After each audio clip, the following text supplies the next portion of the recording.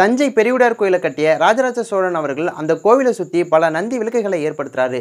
இந்த நந்தி விளக்குகள் தொடர்ந்து எரியணும்னா அதிகப்படியான நெய் தேவைப்பட்டது. இந்த அதிகப்படியான நெய்யை பூர்த்தி செய்யணும்னா அதிகப்படியான ஆடுகள் வளர்க்கணும்னு சொல்லிட்டு அங்கே இருக்கக்கூடிய அமைச்சர்கள் சொல்கிறாங்க.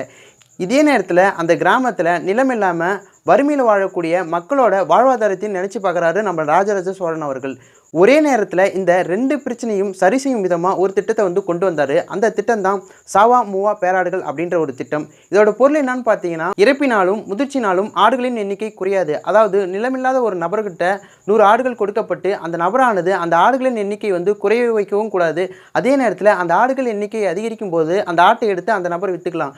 கைமாறா அந்த நபர் என்ன பண்ணணும்னு பார்த்தீங்கன்னா, அந்த நந்தி விளக்குக்கு தேவையான நெய் மட்டும் கொடுத்தா போதும். ஒரு பக்கம் மக்களோட வாழ்வாதாரத்தும் மேம்படுத்தப்பட்டது, மறுபக்கம் அந்த கோயிலுக்கு தேவையான நெய்யும் தரப்பட்டது. இப்படிப்பட்ட ஆட்சி தான் நம்ம ராஜராஜ சோழன் ஆட்சி.